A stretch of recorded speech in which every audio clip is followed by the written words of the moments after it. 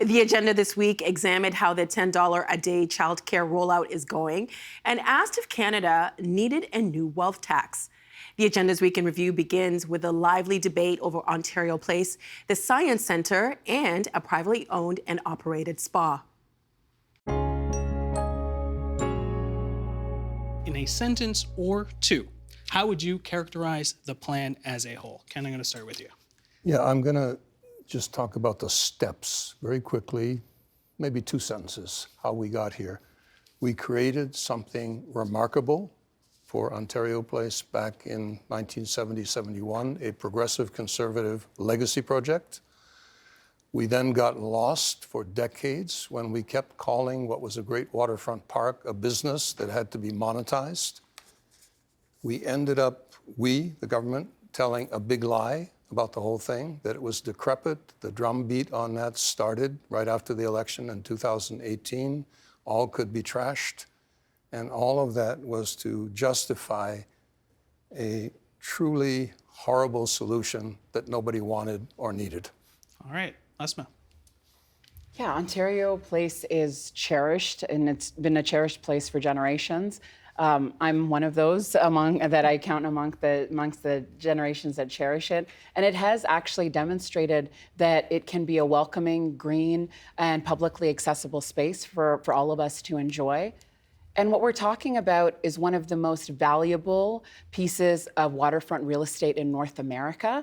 And we have this one precious chance to get it right for now, but also for our kids and for our grandkids. And to get it right, we have to ensure that we are engaging in good public policy on that vision for Ontario Place, that it's an open and transparent process in the decision making, so that we can have something that is beautiful and usable for the long haul. And instead, what we've gotten is a secretive process from this provincial government that is actually spending our precious public dollars to heavily subsidize a private spa and water park that has not proven that it belongs on our waterfront.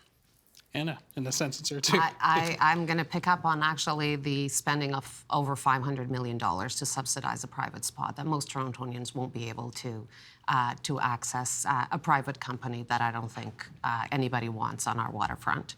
I think that Torontonians' priorities is housing. It's affordable housing. That's why I talked about the Science Centre with the importance of maintaining the building as well. Let's not demolish our heritage. Let's make sure that that we keep that and we bring services.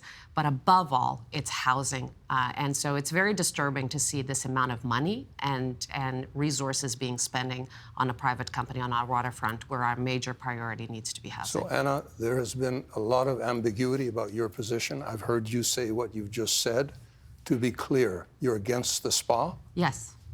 Good, thank you. All right, good to get that on the record. I am in favor of looking at the priorities that we have as a city. And right now, I would like to ensure that all hands on deck are building affordable housing in our city. All right, so we'll work our way through the Ontario Science Centre and the spa and everything, but I want to make sure we get Martin in there. How would you characterize the plan in a sentence or two? I felt forgotten there for a second. I would say that you can't go back in time, Jane, and all of us loved Ontario Place decades ago, and when I took my kids about a decade ago, but you can't just rebuild it because people weren't coming 10, 12, 20 years ago, and they won't come again if we give them more of the same or if we build a boardwalk by the water. So I have full disclosure as well. I wrote a couple of columns about this 4 years ago saying, let's move the Science Centre to Ontario Place. Right. So I'm not going to oppose that idea. I've also written a column saying that the spa didn't really make a lot of sense as an anchor tenant. But I think it's time for something new and something proven and something old, a Science Centre that is a success, and we can talk more about why that would work. Well, So I want to Martin, talk. Can I just challenge you on one thing? I read your column. You sure can, but I got to keep track of who's the host. But go ahead, yes. I thought we were having a conversation. Of course, we can't go back. We can't recreate precisely what was there in 1970. But during COVID, 1.5 million people per year have come to use Ontario Place as a park. The bones of a great waterfront park are there. I hope we can show some images of how people are using it. We keep getting the trash talk from the ministers, from the premier, saying they drive by on Lakeshore Boulevard, the whole place is a mess, it needs to be completely done over. And the idea that with a population that's growing to 13 million people in the Greater Golden Horseshoe and people who don't have cottages, who want to get to the water, that we don't need more park space. What's the question? So Ken, actually, I want to point. There's some photos there that this was taken from your group of Ontario Place being used right now. Yeah. Martin has written in the past, that described Ontario Place as forsaken and forgotten and long dead. Is it fair to see Ontario Place as basically dead space right now? Of course not. And all the people who are using it for all the things you've seen in the photograph there, we've been taking thousands of photographs in Ontario Place for All to show people, get out of your cars, leave the parking lot, come down and see how people from the region are using this and see how overcrowded all of our public spaces along the waterfront, which is our great resource, are. And not everybody has $40 to go and attend the spa. Having public parks as free space, we don't, in other great cities in the world, we don't ask our parks to be businesses. We don't treat them as profit centers. We treat them for what they are, and they have enormous value. And so I think the idea that it has to be some kind of commercialized attraction is nonsense. How successful, in your judgment, Armine, has the federal child care program been so far? I think it's been an enormous success for three reasons. First, that it put childcare on the map as an economic development foundation for Ontario, for anybody that is trying to get all hands on deck again after the pandemic. Secondly, that it put a premium on attaching conditions to transferring federal dollars. It's kind of the old Roy Romano, we're trying to buy change. And thirdly, that it talked about the need to reduce parent fees, excellent retail politics, but following that up by saying, and more people need to have access to exactly that. And that's where it's stumbling in Ontario and everywhere. More on those three thoughts as we continue. Kim, how about for you? Well, I'm going to say that obviously this has been an incredible experience for parents and completely needed. There are different aspects of the program. It was rolled out very, very quickly without a lot of consultation of the stakeholders because they had to get it out quickly and get it rolling. Guys, meaning the operators. Meaning the operators. Okay. We're seeing that change now, which is fantastic. And I think we're learning as we go. I think there's going to be a lot of learning to do, and that the Ministry of Education is committed to hearing what we have to say and how it is going to work, and be able to provide childcare to as many parents as need it and want it in this province. Okay. Joy, from the point of view of employees, how's it looking so far?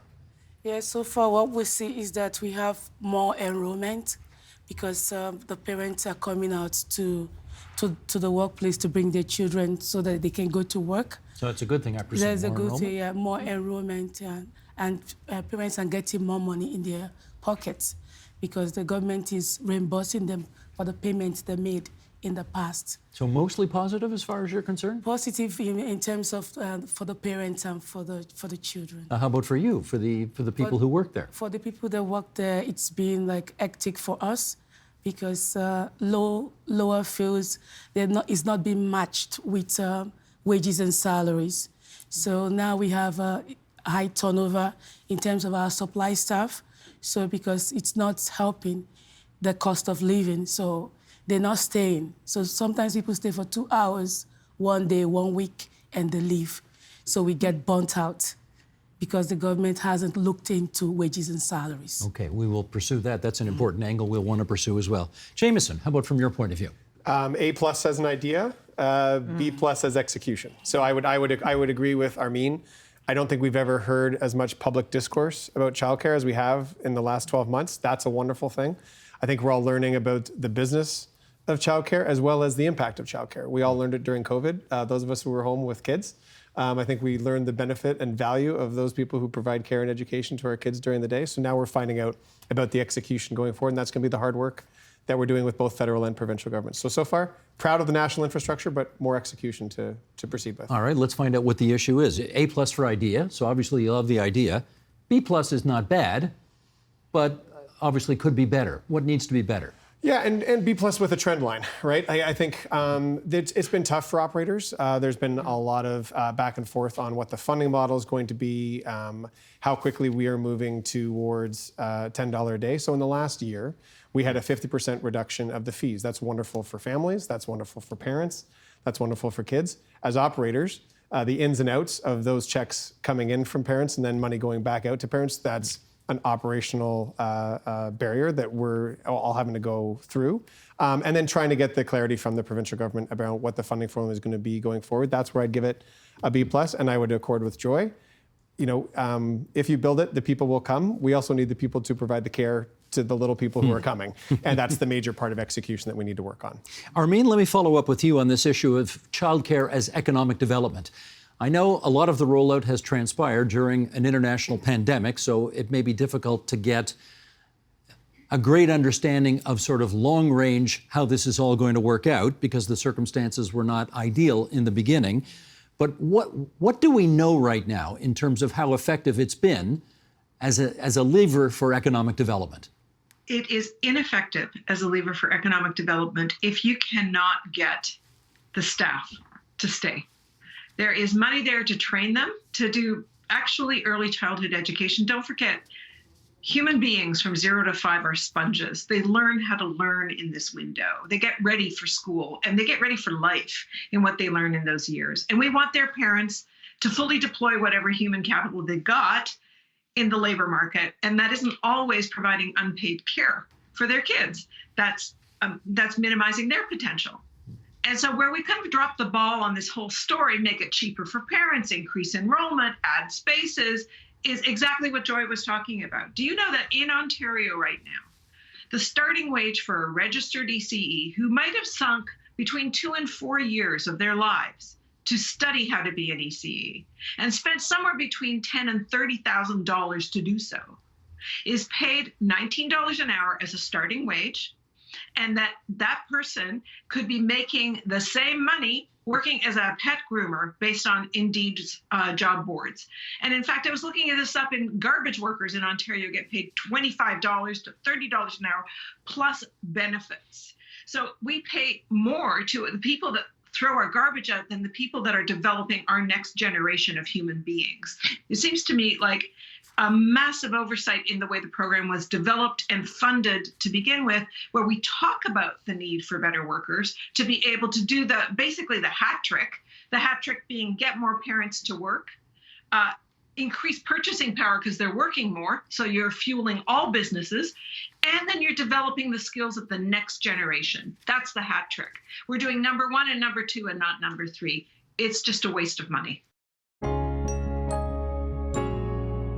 We always start with the fundamentals, right? You know, the tax system has to be fair in order for people to accept it and to cooperate with it. And so anytime there's a sense that things are not fair or they're getting less fair, I think people start saying, well, we need to fix it. And often people want to start by fixing it with something new, like a wealth tax, instead of fixing the system that we have. So, you know, I've said this before on the program, I think we often have to go back to the fundamentals and look at our income tax system the way that it works now and start thinking about what we could improve with the system we have before we start layering on top.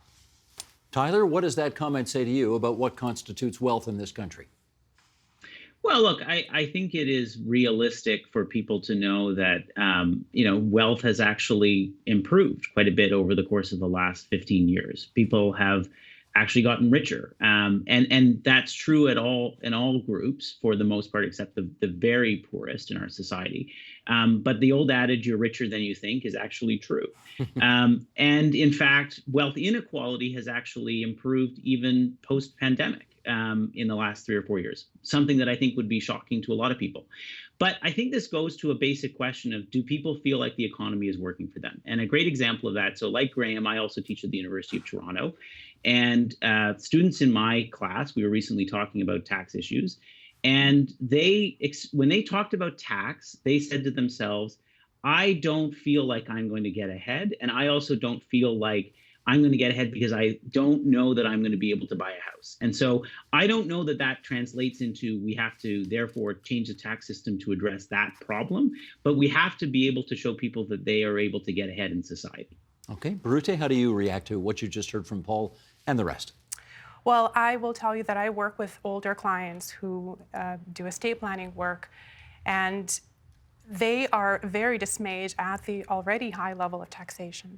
And they feel that the wealth that they have accumulated throughout their lives is due to the very frugal lifestyle that they pursued that is not really comparable to the lifestyle of the current younger generations that may not be able to afford to buy a home, for example. And also have observed that when younger people inherit an estate, they are not necessarily very enthusiastic about saving that house of the family or buying a house with inherited assets. Rather, they would like to invest that money in something that brings enjoyment on a daily basis or perhaps luxury purchases. So the frugality of the previous generation may not being echoed in this generation. That is my observation. That is, okay. Graham, how do you react? So, to go a little further on Paul's point, there's a question of intergenerational fairness here about an incredible amount of wealth generated by especially the housing market in Canada, and people really struggling to feel like they're able to build that kind of nest egg in a younger generation. Now, I'm sure many of Birute's clients are slightly older than the baby boomer generation, but I don't think we would call the baby boomer generation particularly frugal in historical terms. We do have a problem of how we're going to pay for all of the social services that we have come to take for granted and that we appreciate as a society, and how we're going to pay for those is really the major question in intergenerational fairness with taxation. Whether we're going to tax the incomes of workers in the future and increase those taxes, or whether we can find a way to have the oldest and wealthiest members of our society pay a greater share of the services they're consuming, which tend to increase as they age because the cost of healthcare as you age increases. For sure. Allison, do you think, given I think one of the things that emerges from Paul's comment is that it is a little trickier to figure out who's wealthy in this country and who isn't. Having said that, do we need a wealth tax in this country in order to pay for all the things that everybody says they want? Right. So, okay, everybody thinks everybody else is wealthy and they are themselves not wealthy. Right. And everybody always thinks I'm paying a very high amount of tax and I don't want to pay more tax. So we have to start from that proposition that I think people don't actually know where they stand. And I think it's correct to say it's hard to determine whether this person is more wealthy than that person unless you take as a principle of the tax system that we should be taxing on the basis of ability to pay. And that's embedded in the income tax. Yeah, we do that already. Yeah, we do that. And so we think about wealth tax. When you say wealth tax, I say, okay, I'm not opposed to a wealth tax, but what do you mean? Like, what are we going to tax? So when you say wealth tax, do you mean, would you like to tax the value of everyone's home every year? Well, the property taxes already do that, right? So are you adding on top of that? And is that means tested? Is there an ability to pay component to that? I think that you have to start asking those hard questions. And, it's just much easier to say, oh, you just need a wealth tax and let's just get more out of, some obscure, abstract pool of people that most definitely does not include me. I don't want to pay more tax. So the right? devil is definitely in the details, and the details are tricky here. They're always tricky, and they're always based on that fundamental question of when you start talking about what is fair, you have to interrogate that question. You can't just assume we know what is fair. What's your reaction to a wealth tax? Well, I recently read a study that looked at the history of the wealth tax in Europe.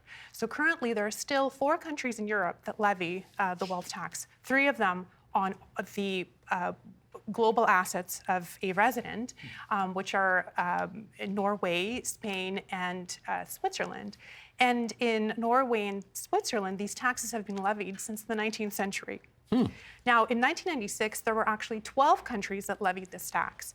And they repealed this tax because it did not deliver the economic results and the tax objectives of the countries. It didn't bring in the money they expected. So it brings in a very small fraction of the budget of those countries, and it actually encourages to immigration, capital flight, very difficult assessment processes, because if you levied this tax in its purest form, you would have to value the value of the assets. They would have to be levied on the global estate of a person. So where assets are located in other countries, you would have to tax those assets as well.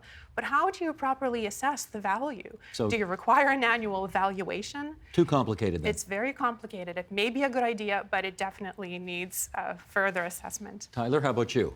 You for a wealth tax? No, at least not in the form that is described often by, say, Senator Warren, and not because it's not pointing at an important problem, which is that wealth has gone up significantly, particularly in the top income and wealth categories over time, notwithstanding what happened in the pandemic. But just because I just think it's a huge waste of time. It's going to take 5 years to build the administrative capacities to be able to measure and tax those things. And it's very easy to move money around. I mean, a lot of liquid asset is just cash, or it's even illiquid assets, which is very hard to measure. And so why would we spend all of this time and effort to try to go after a very particular form of inequality in our society when there are other simpler backdoor ways to go at the same issue, which could be either changing how we look at income or even just better enforcing the rules that we have. We actually lose a fair bit of tax just by simply having so many loopholes in our tax system. We'll look through the back door a little later in our discussion here. But Graham, I mean, that is part of the problem here, right? A wealth tax sounds like a neat idea, a neat populist, easy to get money idea, but the devil in the details is so tricky and it would take a long time to figure there's out. a big, huge chasm between rhetoric and reality, and the political rhetoric and the reality of imposing a wealth tax. I think we're all in agreement that a wealth tax is impractical, at least on this panel. Everyone who's looked at it, most tax policy experts who've looked at this will say, okay, well, most countries are abandoning their wealth taxes. We have fewer countries with wealth taxes now than we did 10 years ago and 10 years before that. The practical realities of implementing a wealth tax, measuring everyone's assets and forcing, basically asking everyone what they own all of the time and to have the government have that information is not something everyone's comfortable with. There are ways of doing this, though, that are much more practical and don't impose the kinds of undue burdens on people who may have, relatively high wealth, like a $2 million home, and a relatively modest income. And that is that when someone's estate is transferred, when they die, and their estate passes to a relative or to, someone else, they do have to assess and measure all of those assets. So we do give a value to the estate, and at that point, it can be taxed. Those are inheritance taxes. Canada stands out in the OECD as for not having an inheritance tax. Most countries have an inheritance tax. In most countries in the OECD, it brings in about 0.5% of total taxes. And in places like Japan and Korea, it brings in about 1.5% of overall taxes. Do you like that as an idea? It's certainly a better idea than a wealth tax. I think it's probably less painful to pay a tax when you're dead than when you're alive. That's just some of what we covered this week. You can find more, including the full conversations, on our website, tvo.org, our YouTube channel at youtube.com/theagenda, or our Twitter feed, twitter.com/theagenda. The Agenda with Steve Paikin is made possible through generous philanthropic contributions from viewers like you. Thank you for supporting TVO's journalism.